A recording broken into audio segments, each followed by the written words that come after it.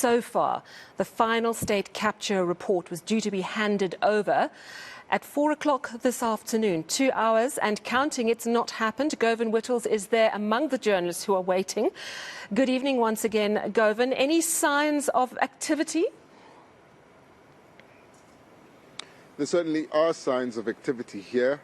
We know the president's full team has arrived, and now we've got a much clearer explanation as to what to expect during the handover ceremony, but also what the reason is for the delay. Earlier we were addressed by the president's spokesperson, who said that they were still putting together the ceremony for the handover, but who revealed that as of 45 minutes ago, the presidency hadn't yet received an electronic copy of the final volume of the state capture report. So that gives us some insight. Looks like some of the speculation may have been right, that they're just waiting for the report. And now they've decided to present it in the handover, or at least present the report to the president in the handover between 6:30 and 7 p.m. And they've confirmed we'll get a chance to pose a few questions to the president and to the Chief Justice once that gets underway. So for now, we expect them to get the report any moment now, at least within the next few minutes, and then they'll prepare it, bring it into the room, and once everything is set, they'll be ready to go. But at this point, they're just waiting for that report. All right, so of course we will take that handover live when it gets underway. You say sometime between 6:30 and 7. What do you know about when the electronic copy is going to be made available online? The presidency is saying it'll publish the electronic copy as soon as the handover itself is finished. Immediately after is what they're expecting to do, but they've been clear that they haven't got it just yet, and it looks like the Chief Justice was obviously checking for quality last night. That's what he said in his statement, and it looks like he was ready to hand it over by the time he arrived here. It did seem that they were taken into a meeting to make sure that the electronic copy is handed over. That, of course, Sally, also just speculation. They're not saying much at this point, only saying we haven't got that report, but as soon as we have it, we'll start this handover ceremony, and then we'll be sure to publish it online immediately after. The president's spokesperson being clear that once the report is in their possession, they won't delay in publishing it to the public. That, of course, a commitment that they had made, and the president's spokesperson saying the president is ready to deliver on that commitment.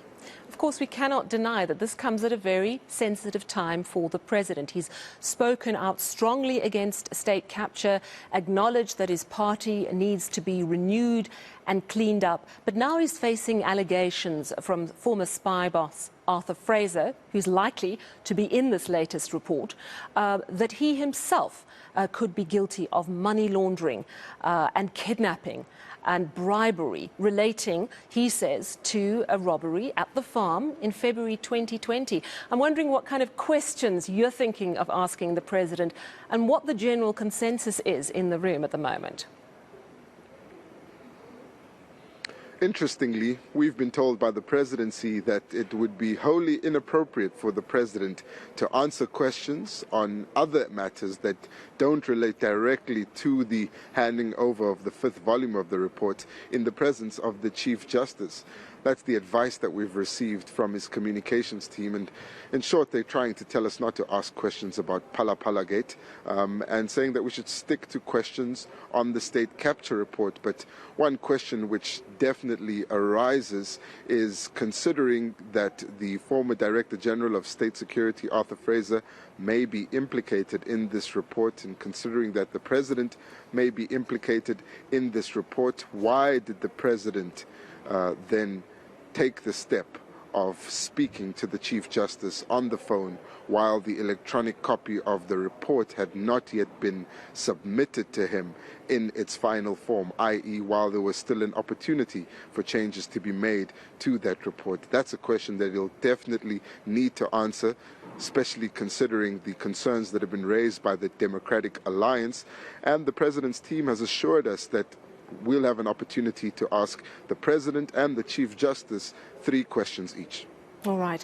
Of course, we know that we're likely to hear about the State Security Agency and potential state capture that happened there. We also possibly will hear about concerns of what happened at the SABC, particularly under Hlaudi Motsoeneng. But interestingly, we're going to hear about PRASA as well, the rail agency. And we know that this is probably the most important issue in terms of how it affects our economy, how it affects industry. We've seen that our railway system has been vandalized, it's been neglected, but it's also been corrupted. And that should be a very crucial part of this tranche, shouldn't it, Govan? It will indeed, and just yesterday there were reports that the railway line between East London and Gqeberha had been reopened in some parts by PRASA. That follows PRASA going into the Eastern Cape, taking back control of the infrastructure here. And that is just a symptom of the turnaround plan which has been implemented by this current administration in the face of widespread damage to the infrastructure. And what the Transport Minister, Fikile Mbalula, said was looting of PRASA, the looting of billions. And the President and Transport Minister have been quite clear that they believe the state capture network targeted PRASA for looting, and that certain deals were structured so that companies could loot, individuals could loot, and that this may be traced back to the network of the Gupta family, as the former CEO of Transnet, Lucky Montana, accused of being very close with the Guptas. We'll have to wait until the report is out to see what the finding is and whether or not he's found to have indeed done the Gupta's bidding while he was employed in Transnet. But you're absolutely right. Transnet is where the looting happened, it's where billions were stolen, and it's where definitive answers are required if action will be taken to recoup that money and bring those who are responsible for the looting to justice and have them in the courts to face prosecution. And of course, Govan, this happens at a time when we've heard of the arrest in Dubai of two of the Gupta brothers. They are now due to be extradited back to South Africa. We know that it is a very long and complicated process, but it is a significant arrest because South Africans want accountability, don't they? They do indeed, and the NPA painstakingly ensuring that the extradition process of the Guptas is not scuppered by any sort of interference. I think that the statement they issued said that the constant requests for updates from the media have the potential of destabilizing that process. But what we know is that the Guptas still need to appear in a court in the UAE, and any case which South Africa will make to have them extradited to South Africa will have to be done with meticulous detail, making sure that all of the translations from English to Arabic happen in a way which doesn't scupper any of the case, but also happens in a way that doesn't delay the case further, as the people here certainly are hoping to get them back to South Africa as soon as possible.